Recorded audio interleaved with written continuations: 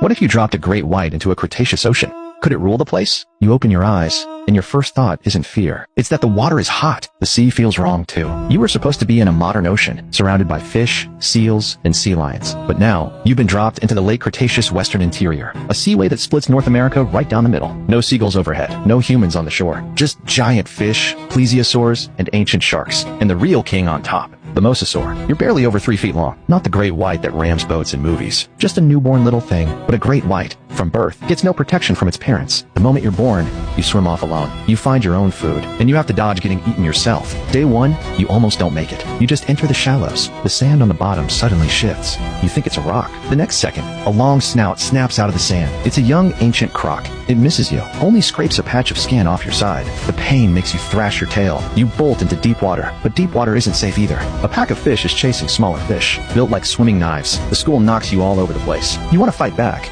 but you can't find an opening. In a modern ocean, you're called a great white. Here, you're just a low-level newbie. 3 days pass. You haven't had one real meal. There's plenty of food here. The problem is, it's all weird little fish. Absurdly fast. Shellfish tuck into their shells. You bite down and just chip your teeth. Ancient sea turtle shells are insanely thick. You can't crack them at all. By day 5, you're starving. You finally find a wounded fish. You rush in and clamp down, swallowing like crazy. This is your first meal. It tastes fishy and bitter, but you survive.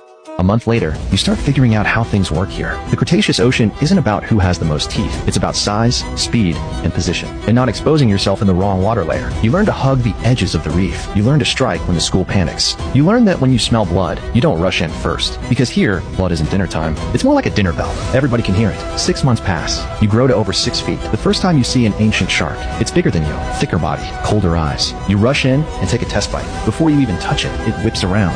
Its tail slams the side of your head. You get knocked half a spin. It doesn't chase you down. It just swims off slowly. Like it's telling you, there were already sharks here. You're not the first one, and not the toughest one either. You can start catching mid-sized fish. Sometimes you snag scraps near a marine reptile's mouth. Small fish scatter when they see you. A wounded target gets you excited. For the first time you think, maybe you can survive here. But this ocean quickly teaches you lesson 2. That day, the surface above you suddenly goes dark. A plesiosaur glides across overhead, its neck like a living rope, moving scary fast. It doesn't see you as prey, but you're blocking its path to the school. It ducks and swings. The current flips you right over. You rush in and bite its tail, but it twists hard. You only tear off a bit of flesh, and you get spun half around. You hide behind the reef, watching it swim slowly away. That day you understand. Some things aren't about being scared or not. It's that you have no idea how to fight them. A year later, you grow past 10 feet, already a truly dangerous shark. You don't rush in blindly anymore. You cut in along the edge of the school. You pick off the ones that stray. You grab scraps after the big hunters finish. Your bites get harder and harder. You fight for food more fiercely. You start making a name in the shallows. But a name isn't a good thing here, because in the Cretaceous ocean, no hunter is allowed.